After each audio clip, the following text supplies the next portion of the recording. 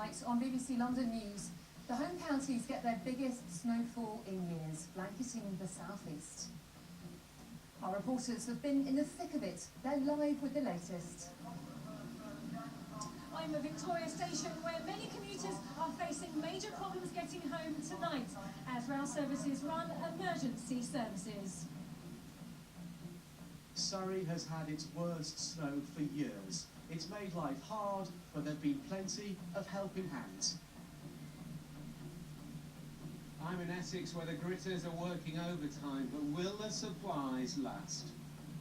And with the freezing weather set to stay, I'll have all the details you need. That's of course the rest of the day's news, including 150 people moved from their homes after a massive fire on a construction site.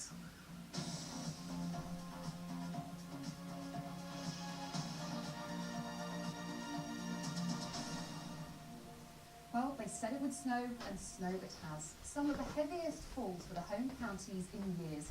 Most major roads have been cleared, but the picture's not so good on the trains, and hundreds of schools are shut. The areas to the west and southwest of the capital are the hardest hit. We've had reporters across the region, and we'll begin with Mike Ramsden, who's in Guildford in Surrey. Mike.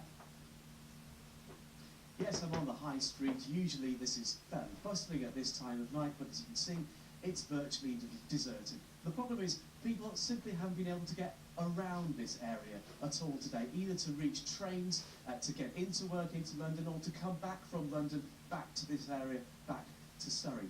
There's been some more bad news as well this evening. We've just heard from EDF Energy that 5,000 homes in Sussex and Surrey are without power.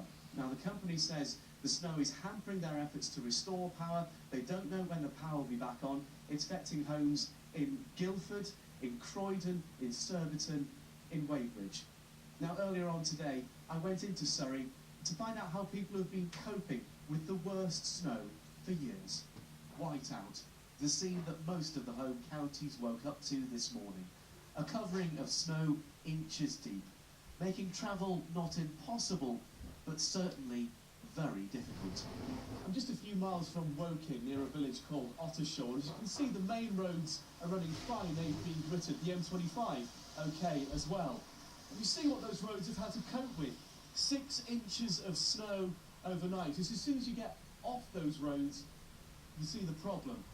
But it has produced a huge outbreak of neighbourliness in places like this, Chaworth Road. She's a widower, and I've decided that I'll keep the path clean, so and she has to come down to the event regularly, so why not? How much snow have you had? About 10 centimetres, I suppose. Further down the snowy road, this man faced the same dilemma as many people this morning. Once he's dug out his car and reached his destination, will he be able to get home? The M25 is all gritted, it should be all fine going there, and this is just a short drive to get to the main road anyway, so it's not a big deal, but getting back, you know, it might be an issue, because I've heard a lot of horror stories that people getting stuck in the motorway, that kind of thing, and I'd rather not do that. The fact is, for many people, today became a family day, not a work day. This haulage yard should have been empty, the trucks out on deliveries, but with so many businesses closed, the lorries lay idle. A day's trading lost, and seemingly more to come. What do you think about tomorrow? What's in store there? The rumours are it's going to freeze tonight. Yeah, that's going to be a disaster, to be honest. It's getting traction in the icy conditions, makes it very difficult to get up hills in particular, and I think it's going to cause us problems tomorrow. I hope they're wrong. But the weather forecasters have been right this time, and now they say the snow and ice will stay. And hundreds of schools have been closed today. Buckinghamshire was particularly badly affected, from where Mark Ashdown reports. Snow means slow progress. The gritters and ploughs may have just about kept the roads moving, but hundreds of schools fell victim to freezing conditions.